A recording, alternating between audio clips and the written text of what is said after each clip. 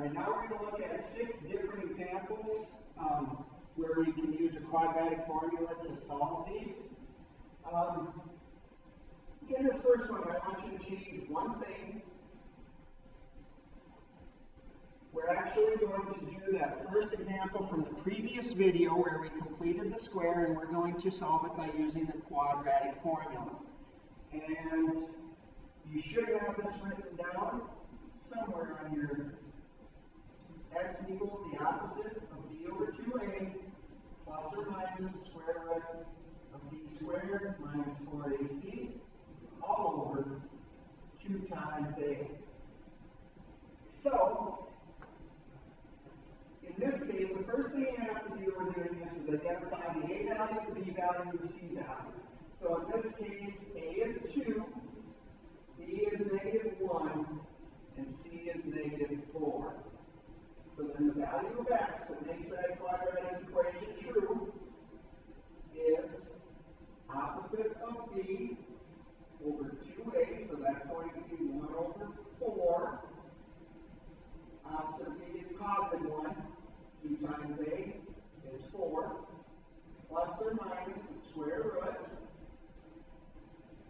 B squared is 1, minus 4 times a times c, all over 2 times a, which again is 4. Now, here's where the main mistake happens in using this quadratic formula. The most common mistake happens right here. Okay? Look and see how many negative signs you see here. There's 1 here and 1 here. An even number of negative signs means we're going to have a positive. If you have an odd number of negative signs, you're going to have a minus sign there. So be very careful of that sign. This sign is where most of the mistakes occur when using the quadratic formula. Once we determine the sign, then we just multiply the numbers. 4 times 2, which is 8, times 4, 32, all over 4. And simplifying under that square root, 1 plus 32 is 33, all over 4. And that is the value of x. Now, keep in mind, we still have 2 solutions. One of them is 1/4 plus the square root of 33 over 4. The other one is 1/4 minus the square root of 33 over 4. All right. Then in the next one, in B, again, identify the a value. A, b, and c values. A is 1, b is 6, c is 9. So if we use the quadratic formula once again, the opposite of b is -6. 2 times a is 2, plus or minus the square root. B squared is 36, minus 4 times a times c, all over 2 times a, which again is 2. When setting up the quadratic formula, these 2 denominators should always be the same, because they are both 2a. So now, we simplify. -6 over 2 is -3. Now in this case, we see 1 negative sign, so it's odd numbers, so that's going to stay minus. 4 times 1 times 9 is 36 over 2. So then, 36 minus 36 is 0. Square root of that is 0 over 2. So it's -3 plus or minus 0, which is just -3. We have just one solution for this one, because we ended up with 0 underneath that square root. So the fact that the square root here came out evenly, that tells us that it could have been factored. And if we tried it that way, we took this and factored factored it. What factors of 9 add up to 6? 3 and 3. So it factors as x plus 3 times x plus 3, and that's equal to 0. Or if you're talking about the past, a simpler way to write that is x plus 3 squared equals 0. You can take the square root of both sides. So x plus 3 square root of 0 is 0. So x is equal to negative 3. Could have been done factoring also. Personally, for me, I think this is a lot quicker than going through all this arithmetic, especially if you don't have a calculator at your disposal, which for a lot of you, you will not have that on the quiz or the test. So factoring turned out to be a little bit easier with that one. Since A was 1 and B was even, completing the square would have also been an okay option for that one. That would work out pretty quickly as well. So, these next two examples, this first one, factors of negative 3 that add up to 4. Well, the only two integers that multiply 3 are 1 and 3. Well, we can take 1 plus 3 and get 4, however, they no longer multiply to negative 3. So there are no factors of negative 3 that add up to positive 4. So therefore, this one, this quadratic expression cannot be factored. A is 1, B is even, so we could do completing the square by moving the constant first, and then completing the square, we take half of b, which is 2, squared is 4. Factor the left side, and it should factor to a square of a binomial. Factors of 4 that add up to 4 are 2 and 2. That's equal to 7. So x plus 2 is equal to positive or negative square root of 7 when we take the square root of both sides. So x is negative 2 plus or minus the square root of 7. Now let's complete the square method for that problem. You could also use the quadratic formula where a is 1, b is 4, and c is negative 3. Opposite of b is negative 4 over 2 times a, which is 2, plus or minus the square root of b squared is 16 minus 4 times a times c, all over 2 times a. And again, when you're doing the quadratic formula, that denominator and the other denominator should be exactly the same.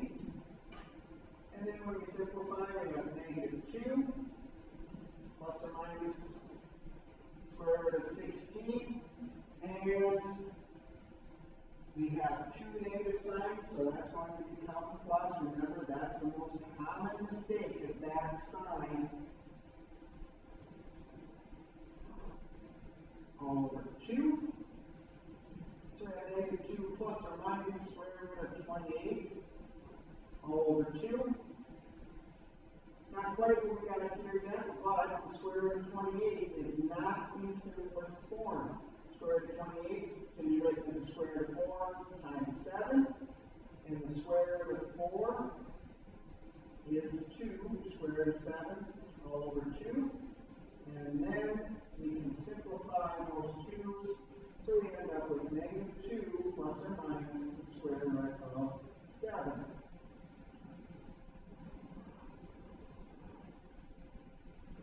Which is what we got when we completed the square. So, doing more with the quadratic formula. In this case, d, a is negative 2, b is negative 3, and c is 5.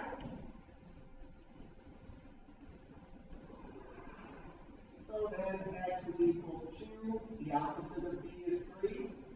2 times negative 2 is negative 4. Plus or minus the square root, b squared is 9 minus 4 times a times c, all over 2 times a. So we have negative 3/4 plus or minus the square root of 9 plus 40 over negative 4.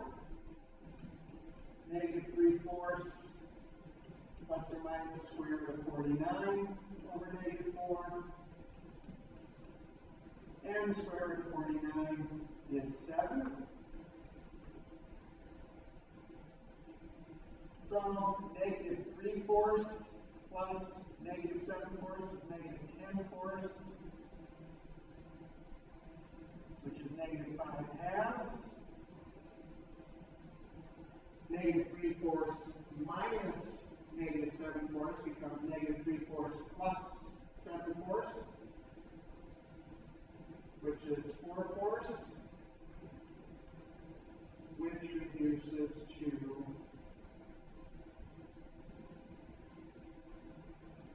1. So x is either negative 5/2 or 1. Now, the fact, once again, that this square root came out evenly, that tells me we could have factored this. And a quick glance, negative 10 factors of negative 10 that add up to negative 3 are negative 5 and 2. So it would have worked to factor this also, which probably would have been the method I would prefer personally. Some people just like using their quadratic formula the whole time. That is up to you. Okay, the final two examples with the quadratic formula. In the case of E, A is 2, B is negative 3, and C is 7. So in this case,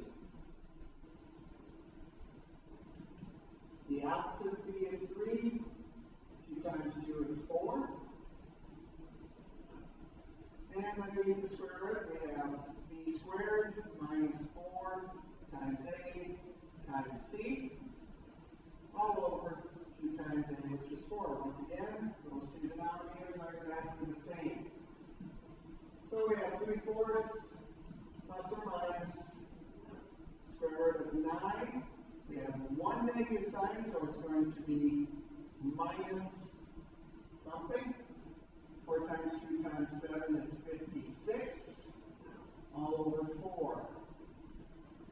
So 3/4 plus or minus square root of negative 47, all over 4. And this is something we haven't run into yet. Where we end up with a negative value underneath the square root. And if you tried to put that into your calculator, you would get an error message because the square root of any negative number doesn't exist. It's a non-real number. And this is something we'll talk about a little bit later in the unit when we start talking about imaginary numbers. But if you end up with the negative value underneath the square root, there is no real solution.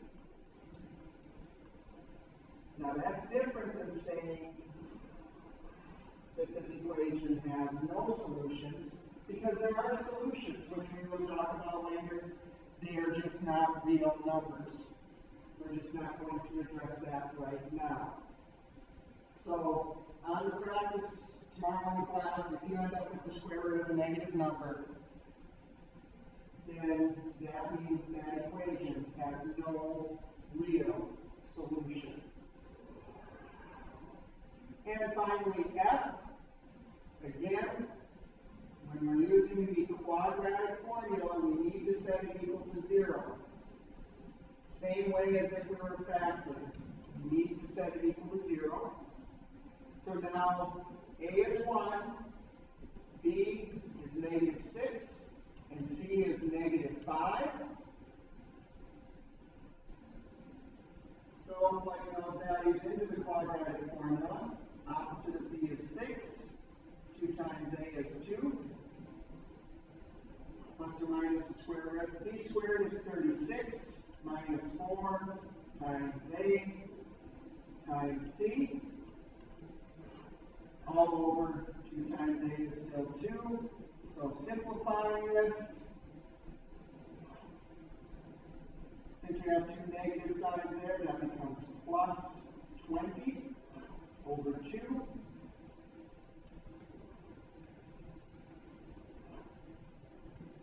Square root of 56 over 2. And the square root of 56, again, can be simplified. 4 goes into 56. Square root of 4 is 2.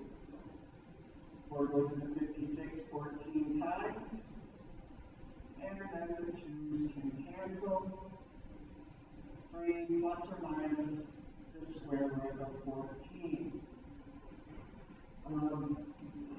This one could also have been done by completing the square, since a was 1 and b was even. Looking at that, x squared minus 6x, clearing the constant. We take half of 6 and square that, so we're going to add 9 to both sides. Back to the left side, 2x minus 3 squared is equal to 14. Square root of both sides, plus or minus the square root of 14. And then add 3. You end up with 3 plus or minus the square root of 14, which is what we ended up with the quadratic formula. So if I were given a choice on these types of problems, I would first try to factor it, because that's probably the quickest method. Then I would check to see if a is 1 and b is even, because if that's the case, then completing the square is actually a much quicker method than the quadratic formula. And I would say the quadratic formula is a last resort, because that is the most intensive, most arithmetic going on, most chance for errors if you don't have a calculator at your disposal. So that is the quadratic formula.